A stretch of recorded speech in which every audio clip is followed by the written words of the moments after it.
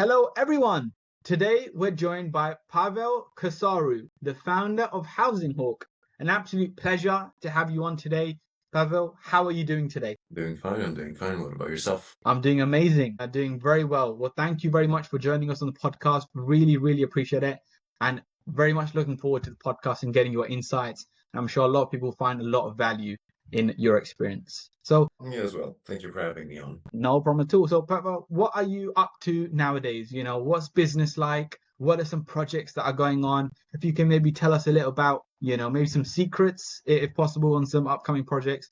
What does the sort of, business look like today? I mean, regarding housing honk or Yeah, generally speaking? Housing Hawk and in general, what are some exciting projects coming up? What are you sort of working on at the minute? What's really keeping you occupied at this moment? Okay. No, I see. I mean, to provide a little bit of a context, initially, Housing Honk was founded about 2 years and a half, 3 years now. And originally, the mission it was and still is to facilitate access to housing for either international students, international workers, or immigrant families that would be coming to Montreal that often would be targeted by all sorts of housing scams because usually the moment that you are going to enter a new country or a new continent, it Yeah. comes with different laws, different cultures. There's a language barrier as well. So usually the international community is a big target from all sorts of scammers all around the internet, especially whenever people are renting on, let's say,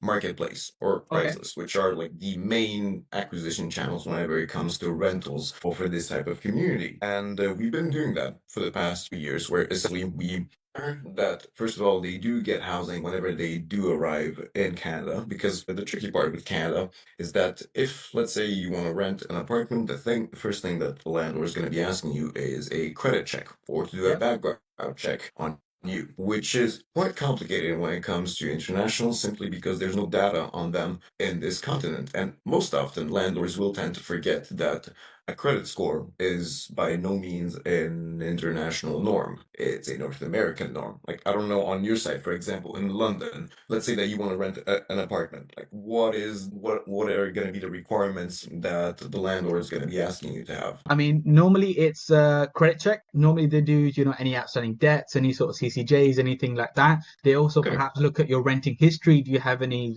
anything on your file where you've been a bad tenant? And I think perhaps they also look at your credit reference, and things like that. And also they ask for perhaps a reference, can someone refer you or give you a sort of positive vouch that, you are who you say? So that's kind of general, but I wouldn't say it's too specific, if that makes sense. Okay, that's interesting because in that case, it's a fairly similar process, but it's just that the information is not necessarily centralized. Because let's say that you do have a credit score in the UK, well, the softwares and databases that we have available in Canada are not necessarily going to pick up on what's your credit history back in your home country. That's why we Correct. see a lot of Italians, a lot of French people, a lot of people coming from Spain as well, that simply do not have any data to provide in the first place to be able to demonstrate that they are indeed financially solvable. Right. So that is one of the main reasons why internationals are going to be refused from housing applications because they don't even meet the basic criteria, which is Right. where we come in to some extent to just make sure that, first of all,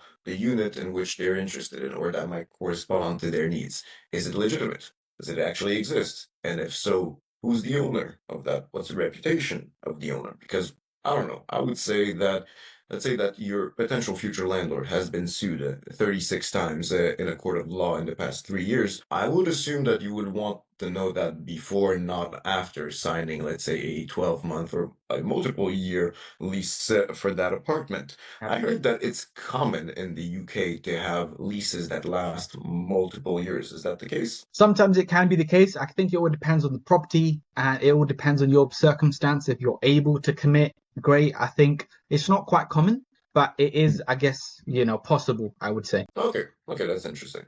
That's interesting. And yeah, so essentially, we've been doing that for the past 2 years. We've accompanied more than 200 students, workers, families coming from basically all around the world. And now we're currently working on a new project, which is to be able to provide what we've been doing at scale, which is essentially a web application that will allow you to find rental properties that have been verified from the very beginning and allow you to potentially find roommates if you're looking to live in shared apartments, which if we're talking about the student community, I don't know about it in how it is in London, but for example, for us in Montreal, about 90% of university students are going to be living in shared apartments. They're Yeah. going to be having flatmates and all that. Yeah. So ultimately, we're providing them with a matchmaking app that allows them to matchmake in between themselves based on various features and psychological profiles to be able to ensure that they are indeed compatible. The Right. reason why we're doing that is that the number one reason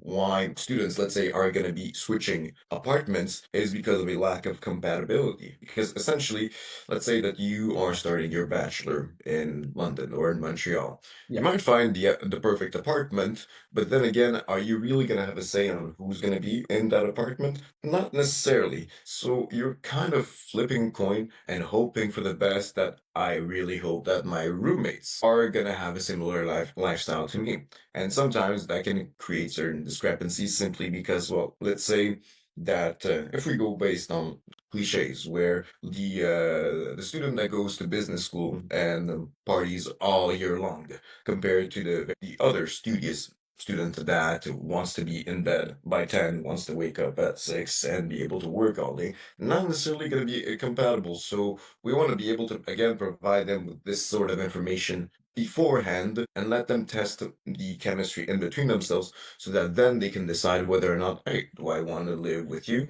Like Pavel and Harris could make a very good match. And if they do make great match and they're certain that they want to be living together, well, at that point, they continue and they stay within the platform and then decide what apartment they want to be able to rent over there, which essentially is basically a marketplace, just like any other marketplace. But the way that we're going to be able to differentiate it is that simply that all apartments and landlords that are on that specific platform have all been vetted. Like in the sense Right. that it's not anyone can post on it because our mission was and still is to make sure that you don't fall prey to any housing scams. Yeah. So we need to vet the property, verify that it indeed it exists. The landlord. Is it the actual landlord that wants to post the unit? Is it a legal representative of the landlord? Or is it just someone that has access to this unit but has no legal right to represent it? Like sometimes that's a new kind of scam that we've been noticing in the past year, where essentially certain individuals are going to have access to units. They're going to be able to do virtual or in-person visits, which of course creates trust because I mean, you're showing me the apartment, I'm in it. You have the keys, I'll assume that it is indeed you. But sometimes it's just people that manage to get a copy of those keys. They're posting it on Marketplace, they're conducting visits, and then they just say, well, after signing a fake lease, you can now pay for the first or 2 months of the lease. And then when it's move-in day, you kind of discover, wait, my keys don't actually work, or the actual landlord shows up and doesn't know who you are. So this type of thing really creates problematics for international students. Absolutely amazing. That is a very descriptive detail, and it really emphasizes that it's solution driven. You're not just putting something out there and hoping it sticks. You're actually solving solutions and providing things that actually people need, rather than just putting something out there and hope people buy it. You're actually solving an actual problem within the community, within the industry. So I think that's great to see. Really hope so. That's for sure. Because a lot of the times I would see entrepreneurs fall in love with their solutions when ultimately I do believe you need to fall in love with the problematic. And it's not like when we started the company 2, 3 years ago, it's not like we had any detailed knowledge about real estate. We just kind of discovered it on the go because simply we noticed that there were a lot of housing scams and people needed reassurance. So we went in to fill in that gap. But everything that led up to the creation of our app, which we're building right now, is because of those 2, 3 years of simply market feedback. I mean, after accompanying more than 200 people, you kind of get to understand what are their pain points. And when Yeah. every single one of them asks you, who's going to be living in the apartment I'm going to be moving in, eventually you start realizing that there is kind of a big stress on, well, I want to make sure that I feel comfortable in my new apartment. Even if Absolutely. it's a great price, great location, and all that, we're still four in this apartment, and I do not know yet who's going to be in there. So, Very to well me, said. to us, it makes sense. But Absolutely. ultimately, we'll see what the feedback is once we launch. Amazing. Well, Pavel, can you dive a little bit, into your background. What is your experience? What is your background? And what is your sort of journey getting to the position you're in? If you could maybe take us a little bit into the past. I mean, the road to entrepreneurship kind of was an accidental one in the sense that I was born in Romania originally, immigrated to Canada, learned French here, and then moved to the States when I was about 14 to do my high school diploma over there, and of course, learn English because, Okay. well, again, I think we're all sponges to some extent. So if you can surround yourself on a daily basis with people that do speak English with, I guess, an adequate accent, then ultimately you just soak it in and your learning curve goes way faster. And when I was 18, I did decide to go back to Canada for university simply because, well, I didn't have 50K a year to pay for university in the States. So initially, I wanted to go into medicine. I did a medical program for a year because my goal was to become a doctor. And after a year of that, I wasn't too sure if that is the bet that I wanted to take. Because, for example, you can make a decision on what it is that you want to become after, let's say, you've tested it. You tried being in that position for a couple of hours, couple of days, couple of months, but it's not like you can do a trial of being a doctor, right? It's Mm. more It's a you're commitment. exactly you do your 8 years of study, and then eventually when you do integrate that hospital or wherever you're going to be working, you kind of discover what is the day to day of it and how you feel doing all those things. And I couldn't really imagine myself doing that simply because at that age, and even now, we change a lot physically. I mean, the person that I am today is not the same person that I was last year and probably won't be for the year after. So if physically we change a lot, I would say that mentally we change a lot just as much, which is that the passion that you had yesterday might not be the one that you have today. So Very it well said. really is volatile to some extent. And I just ultimately realized, well, I probably don't know enough about the world around me, or I don't know enough about me to make a clear decision that I'm going to invest 8 years of my life for a potential reward. I might love it, I might hate it, but I wasn't Yeah. comfortable with the bet that was that. So I just told myself, okay, I'm going to go into a very versatile domain. I switched universities. I went to business school instead, where I told myself I'm going to be able to touch a little bit and try a bit of everything. And maybe ultimately I will find something that truly I feel like is my calling. Yeah. And I just made a promise to myself, which was that I need to say yes to every single new opportunity that presents itself my way because simply I don't have anything to lose. Even if I don't want to do it emotionally, still do it because it gives the best of all worlds, which is worst case scenario, you do confirm that you indeed hate it and you're never gonna want to touch it again, and you don't need to retry it in the future. And base case scenario, you just might find out that hey, that was actually fun. Let's dig in a little bit more That on deeper. that. So I did that for a couple of years and did all sorts of jobs, whether it was giving tutoring lessons or moving pianos around Montreal, working in restaurants, bars, cafes, or even I was working at American Eagle for a period. And at some point, a buddy of mine came by and told me, "Do you want to start a company to sell protein smoothies to gyms in Montreal?" So of course I remember my promise, which was, well, I need to say yes. It's a new experience. I never tried this. Ultimately, the company failed simply because, well, we were kind of in the gym business just as much as we were in the restaurant business. And we worked on the development for months. And then suddenly, lo and behold, there was a little virus that appeared called COVID. And what were the two industries that automatically shut down the moment that happened? Gyms and restaurants. So we let go of that idea, but I truly loved the experience where you get to use your creativity to basically provide a value proposition and solve problems. It was a whole lot of fun. We didn't get any money from it, but I had never felt that much alive ever doing Wow. building a business. So after we closed that one, I just wandered for around a year and I kept trying to find like a new project I could focus on because I really did enjoy my experience with that. And then, well, I did fall upon the whole housing scams that were happening in Montreal. I noticed that they were far more frequent in European countries, such as, for Yeah. example, key cities in France, Italy, Spain. I lived in Italy for a period of 6 months. I actually got scammed myself. So I thought, Um, okay. And here I was sure that this could not happen to me, but it did happen to me. It wasn't that much. I got scammed for like 50 euros because someone told me, you need to pay a deposit to be able to reserve your apartment visit. And to me, it made sense because okay, there's a housing crisis in Rome. That's where I was living. So I'm guessing a lot of people want this apartment. A lot of people are requesting visits, so they want to make sure that you are a serious prospect. So I paid it, and they just blocked me, and I never heard from them again. But to me, that was the key insight for well, how are apartment scams doing in Montreal? Like, how are international students faring? Because an Italian student probably wouldn't have fell down that rabbit hole just like I did because he knows the language, he knows the laws, he knows a whole bunch of things I do not know. So when I came back to Montreal, I tested the market. I just did market research. I asked people how they found their apartment, if they got scammed for how much and all that. And on the whole spectrum,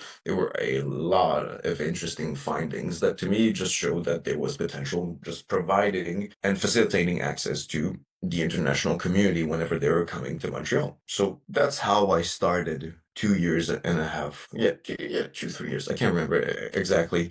Just providing them with housing services where we would inspect and verify their units and negotiate with landlords to make sure that, if there's a unit that really interests them, that they would be ensured that they would be the ones getting it. And let's say not the 10 other people that are applying for it. So things like that. right. And then obviously since then the company has gone from strength to strength, and obviously there's something that now you're really pushing and driving forward and actually solving a real world problem. Yeah, yeah. I mean, that's why we're building the application now because in the end, it's just everything that we've done in the past 3 years, but at scale. Amazing. Very well said. Really appreciate that. Now, if we can come on to the next topic, which is industry trends, what are some significant trends or shifts in the industry that you're seeing? And how do you think they're going to change the way the market is working or perhaps even adapt? It could be regulation, could be compliance, it could be anything you're seeing in the upcoming few months. The thing with housing property management is that it is peculiar to the country in which it finds itself in. Like overall, like market trends in the entire world when it comes to housing, just it would be hard to find like a common denominator when it comes to that. One thing's for sure is that if we were to limit ourselves to big cities, most big cities are all facing housing crisis, and this is not just a Canadian issue. I mean, Toronto has it, Toronto has it, Vancouver, New York, Paris, Madrid, Rome, all the major cities are all being faced with the same problematic per se. So, of course, I mean, I'm sure you have a certain degree of economic understanding. I mean, you have your own business, but Yeah. when the demand is higher than supply, then prices skyrocket, and that has been a big problematic with for tenants all around the world. If you add on top of that the entire option of providing short-term rentals such as Airbnb, then ultimately to some extent it also accentuates that problem a bit more because it makes things even more expensive and you're withdrawing units from a very limited market and not providing them for long term, which causes, I mean, some people are protesting in the street because of that now. I mean, just recently, New York, they had a big protest against Airbnb, if I remember correctly. The city has imposed a lot of restrictions on Airbnbs simply because, well, there's not enough units for everyone and people need long-term housing. We started doing that in Montreal just, I mean, pretty recently, in the sense that about 2 years ago, the government pressured Airbnb to delete about 50% of their listings because they had found out that 80% of their listings at that time were illegal. So now they've passed that law, but for those 2 years, sure, technically it was illegal, but people were always finding loopholes to get around it. So ultimately, now they're becoming far way more serious when it comes to enforcing them. Overall, market trends, housing crisis, a lot of pushback on short-term rental platforms, and well, the countries or the cities that have a big immigration population, such as I mean, we have a huge one here in Canada. If ultimately the government does realize that the infrastructure just simply cannot support the amount of people there are currently or even in the future, then they're either just going to stop their immigration programs or they're going to just push people out, which is exactly what's happening in Canada right now. It's estimated that about 2 million people will probably leave the country in this year. And 2 million doesn't sound like a lot, but we're a country of 42 million. So that's about 5% of your population that just goes away because either they're not getting their student permit renewals, they're not getting their work permit renewals as well. And now on top of that, you put a cap on the number of people that can come in the first place, which kind of disturbs the entire ecosystem because, for example, a lot of universities were depending on international students to be able to function, right? Like you've got universities in Montreal that where 20% of their students are coming from abroad. If now you're putting a cap on that, then it puts the existence of that university at risk. So Right. now we even have universities suing the government because of those new caps that have been put in. And ultimately, well, it's sad to say, but it does lessen the housing crisis burden because now, well, there's not the same kind of demand for housing that there was in the first place. So now, since we work very closely with landlords, a lot of landlords are facing, well, vacancy issues, surprisingly. And it had started happening even before, like the law changed or like the new immigration caps were put in, simply because, well, if people are going to be immigrating to a new country, it needs to reflect stability, right? You see it from the outside that a government is potentially considering changing its laws, its programs it has in place, and all that. You're Yep. not entirely sure that the conditions in which you decided to come to this country are going to be the same ones when you do decide, when you Right. actually are in there. So even before the law changed, there has been a big decrease in, let's say, even the number of university applications coming from those people in the first place because they were not even considering Canada anymore as a destination for their studies. That makes sense. No, absolutely. Very well said. Very well said. Now, a big trend I'm sure you've noticed, which has blown up in the last 10 years, and it's only going to get even bigger, is social media, right? Yeah. Social media is expanding, it's growing. I think everybody, has to get on the train or risk, being left behind. So, what is the importance to social media within your business and the industry, and how are you using social media to actually drive the business forward? We would say that on our side, we are not currently using social media all that much because our acquisition strategy and our marketing strategy is more based on the partnerships that we've made with various big universities and institutions Okay. to push our brand forward. It plays a lot for other companies that are, let's say, are trying to promote their apartment complexes and all that. They're gonna use Meta. They're gonna do Meta ads. They're gonna do Google ads and all that. For us, it's not necessarily our acquisition channel. We've tried it a little bit, but it's just that ultimately we've decided to put more of our marketing efforts into other acquisition channels that I guess would be more organic or they would be more referrals at this point. Okay, that makes sense. So at the minute, the business strategy is more on, direct relationship, building relationship, driving that referral growth, and actually building from within rather than putting things out on social media and hoping, something comes back in. Would that be a fair valuation? That would be a fair assessment. I mean, and I think it's pertinent to mention it, especially for businesses that are starting, which is that, okay, let's say that you're building brand awareness. Okay, great. Then now you're trying to lead people to consider your brand in the first place, and then hopefully get them to convert months down the line. It's not necessarily a realistic effort for startups, especially since they're starting, because there's no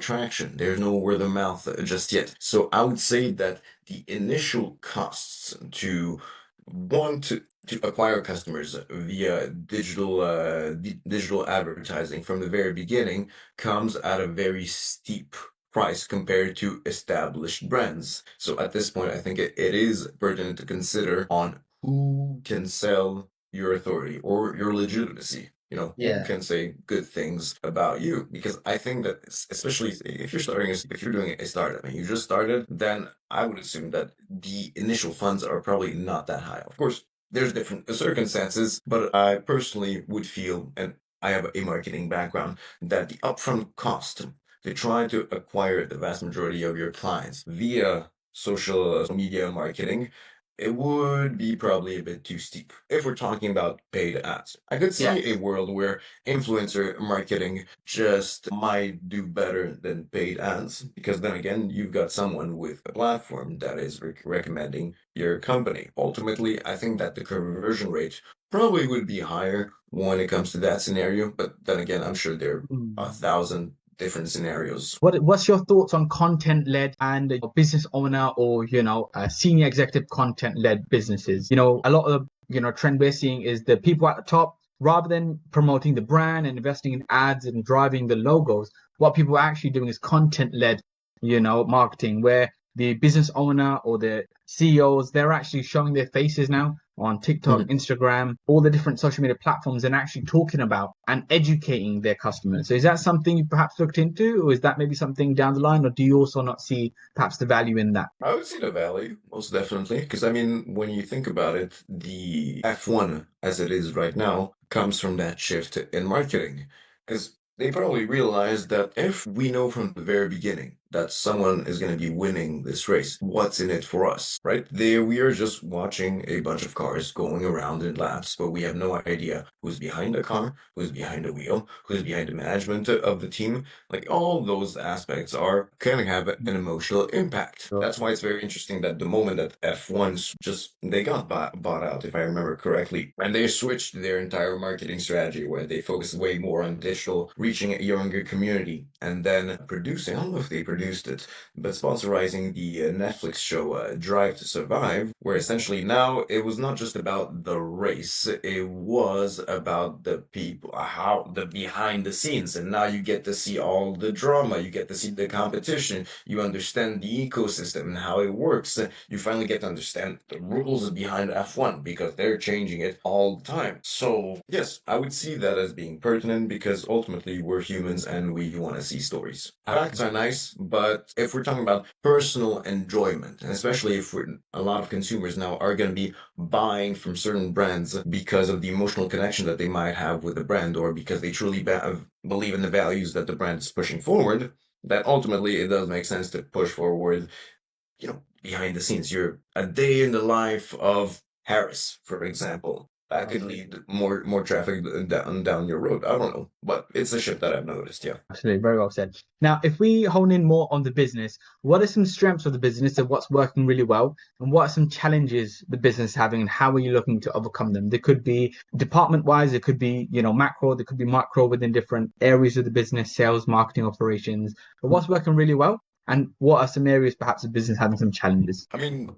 you're asking that question in the precise moment where we are looking to fix those challenges in the first place. Number one, in my experience, service-based businesses do tend they're a bit harder to scale at this point because you are replicating a solution that is provided manually to some extent. So it comes down with each time that you're growing, you're hiring more people, you need more resources, and your costs are rising as well. And you just hope that your revenues are rising at a higher percentage than your expenses, right? Excellent. Exactly, exactly. And one of the main challenges, of course, is I mean, our niche initially was the international community, but we just decided to slash that in Canada. So now we are transitioning to be able to provide a solution that is for all students or all workers that are coming here, not just in the international community, which then again goes towards the app that I mentioned to you, Yeah. which is going to be a tool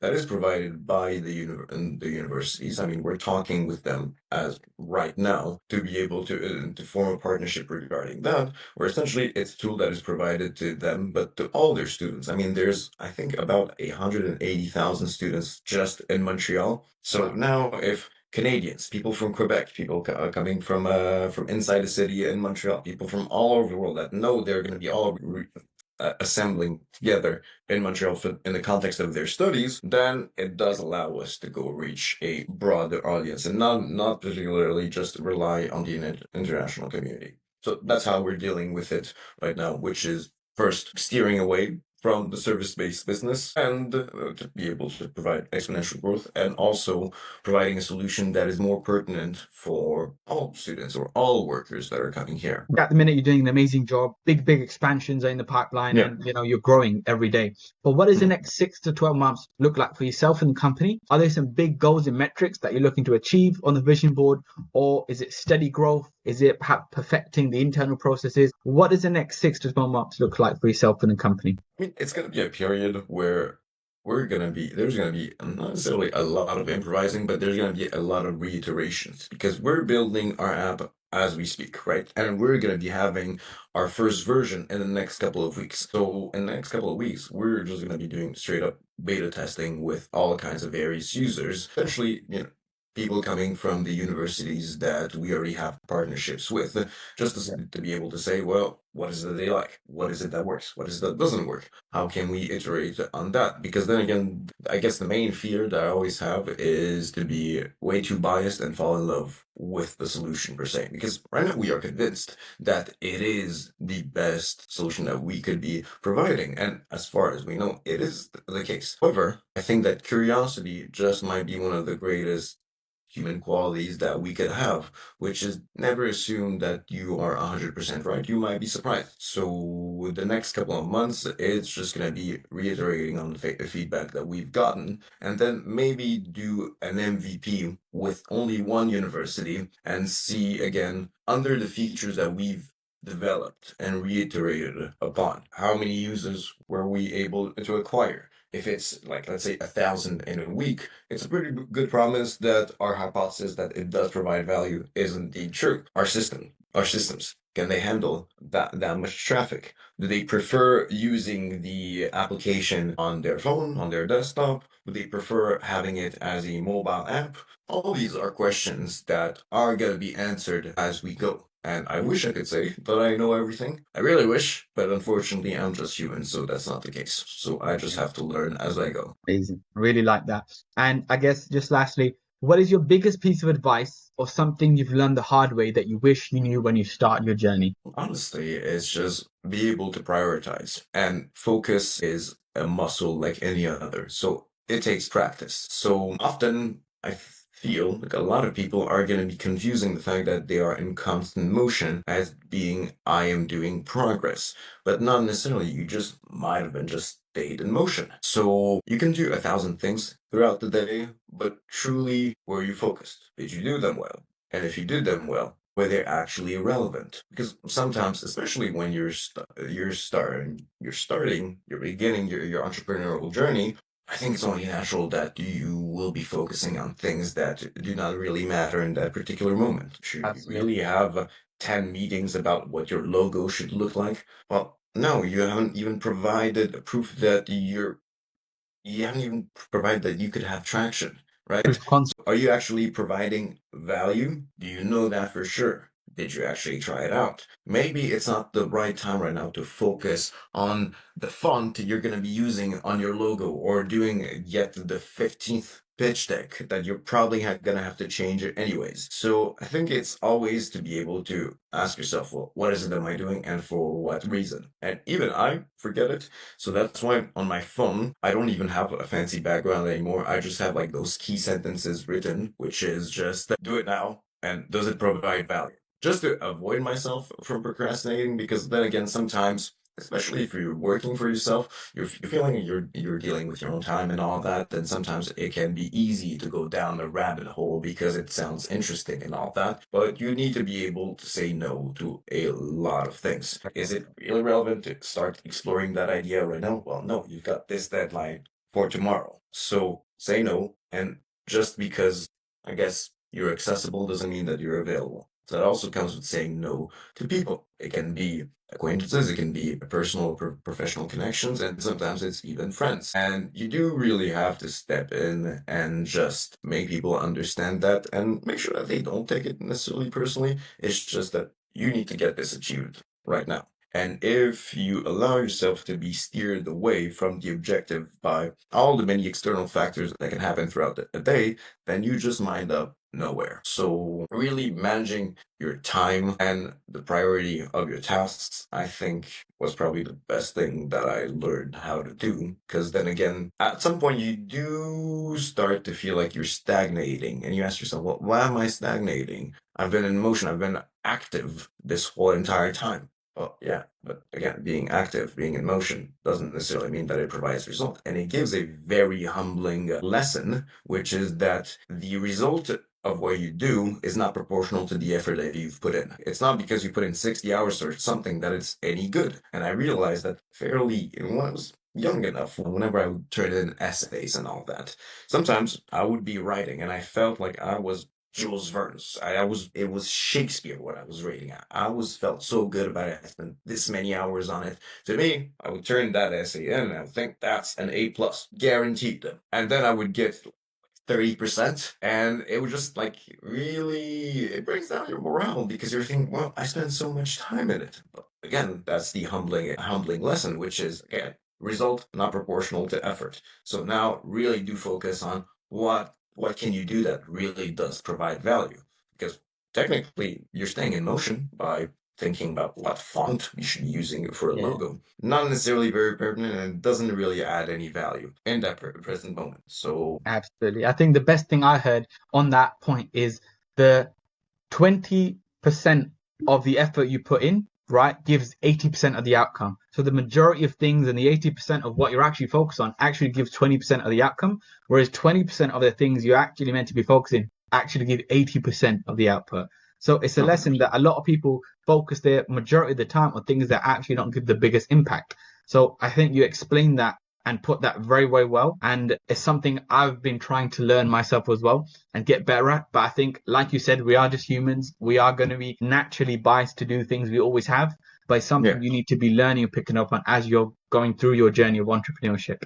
Is that right? definitely. I mean, I really liked how you put it because at this point, I don't know if it's just a coincidence, but there's so many patterns that repeat themselves in all areas of life. For example, the sentence that you used, 20% of your effort will bring forth 80% of your result, Yeah, which can be said of the human body, for example. absolutely. Some people are they're gonna try to go into fitness and they're gonna be spending like 3 hours in the gym and all that, and they'll probably see minimal results and they'll be thinking, well, I'm spending so much time in the gym. Why am I not seeing results? And then they discover that maybe the nutrition plays a bigger part in this. And nutrition could be taking 20% of your time and providing the vast majority of your results. That's exactly what happened. I used to work out quite a lot, but I never really paid attention to my diet. And eventually, I just looked at myself and I think, 110 kilos. I think in pounds, that's about 220, People. 230, something like that. And COVID happened. And I thought, how about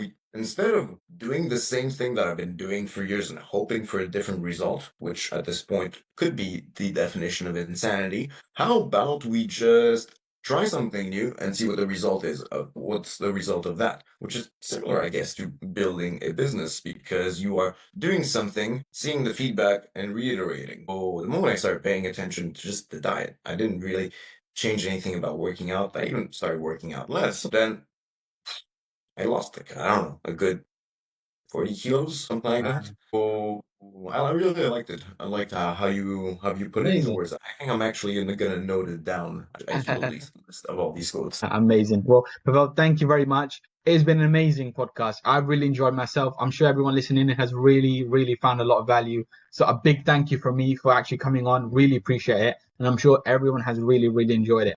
Any closing points, any closing comments from yourself before we do wrap up? We could go down on 50 different rabbit holes at this point if you make the question this fast. We'll save that for another podcast because I think definitely we do need to do another podcast, dive a lot deeper into some of the points we discussed and definitely talk about more topics. But I guess let's not, spill everything, spill all the beans on this podcast. I think let's save a lot of them for the next one. But Yeah. really appreciate your time. So, Pavel, thank you very much. And thanks for No, everyone who has tuned in. thank you very much for having me.